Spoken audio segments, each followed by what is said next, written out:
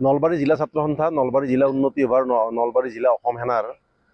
প্ৰতিনিধিবৰ্গৰ ইয়াত জিলা ছাত্ৰ সন্থাৰ সভাপতি সম্পাদক সমন্বিত প্ৰতিনিধিবৰ্গ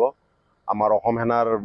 বিৰাজ গোস্বামী ডাঙৰীয়াকে ধৰি সদৌ অসম ছাত্ৰ সন্থাৰ উপসভাপতি ভৱজিৎ বেজবৰুৱা, কাৰ্যনিৰ্বাহক গুণজ্যোতি পাঠককে ধৰি আমি অসম উন্নতি সভা, অসম সেনা আৰু নলবাৰী জিলা ছাত্ৰ সন্থাৰ তৰফৰ পৰা আমাৰ শিক্ষা নগৰী নলবাৰীত যি যুৱ প্ৰজন্মৰ মাজত এটা বেয়া এটা অভ্যাস গঢ়ি উঠিছে, সেইটো আমাৰ জিলা ছাত্ৰ সন্থা, অসম সেনা আৰু উন্নতি সভাৰ চকুত পৰিছে। আৰু সেয়েহে আমি সচেতন ব্যক্তি হিচাপে আজি আমি নলবাৰী জিলাৰ আয়ুক্তৰ ওচৰলৈ আহি তেখেতক এই কথাখিনি অৱগত কৰাওঁ। আৰু লগতে আমি পৃথকে পৃথকে 3খনকৈ লিখিত ইয়াত আমি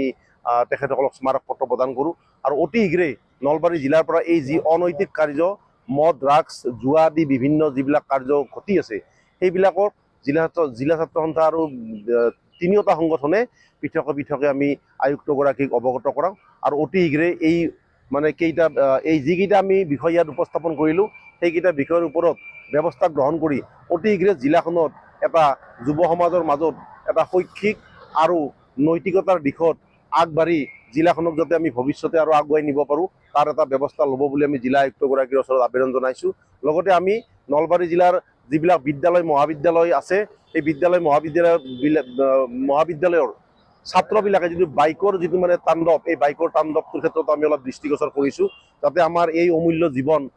এটা এক্সিডেণ্টত ধ্বংস হৈ নাযায়, তাৰ কাৰণে বাইক ৰাইডাৰসকলক আমি নিয়ন্ত্ৰণ কৰাৰ কাৰণে আজিৰ এই সুযোগতে তেখেতক আমি অৱগত কৰিছোঁ। নলবাৰী জিলা ছাত্ৰ সন্থা, নলবাৰী জিলা উন্নতি সভাৰ নলবাৰী জিলা অসম সেনাৰ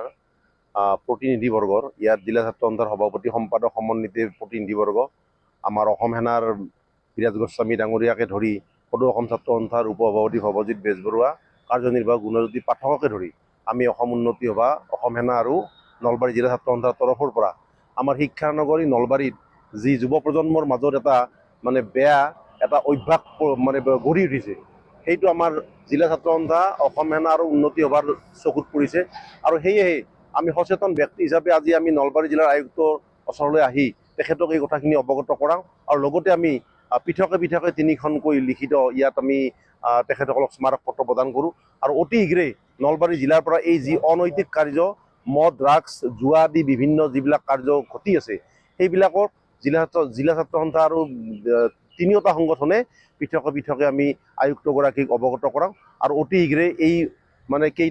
এই যিকেইটা আমি বিষয় ইয়াত উপস্থাপন কৰিলোঁ, সেইকেইটা বিষয়ৰ ওপৰত ব্যৱস্থা গ্ৰহণ কৰি অতি শীঘ্ৰে জিলাখনত এটা যুৱ সমাজৰ মাজত এটা শৈক্ষিক আৰু নৈতিকতাৰ দিশত আগবাঢ়ি জিলাখনক যাতে আমি ভৱিষ্যতে আৰু আগুৱাই নিব পাৰোঁ, তাৰ এটা ব্যৱস্থা ল'ব বুলি আমি জিলা আয়ুক্তগৰাকীৰ ওচৰত আবেদন জনাইছোঁ। লগতে আমি নলবাৰী জিলাৰ যিবিলাক বিদ্যালয় মহাবিদ্যালয় আছে, এই বিদ্যালয় মহাবিদ্যালয়ৰ ছাত্ৰবিলাকে যিটো বাইকৰ তাণ্ডৱ, এই বাইকৰ তাণ্ডৱটোৰ ক্ষেত্ৰত আমি অলপ দৃষ্টিগোচৰ কৰিছোঁ, যাতে আমাৰ এই অমূল্য জীৱন এটা এক্সিডেণ্টত ধ্বংস হৈ নাযায়, তাৰ কাৰণে বাইক ৰাইডাৰসকলক আমি নিয়ন্ত্ৰণ কৰাৰ কাৰণে আজিৰ এই সুযোগতে তেখেতক আমি অৱগত কৰিছোঁ। যিকোনো খবৰৰ বাবে যোগাযোগ কৰক আমাৰ এই নম্বৰত 9181 307 221।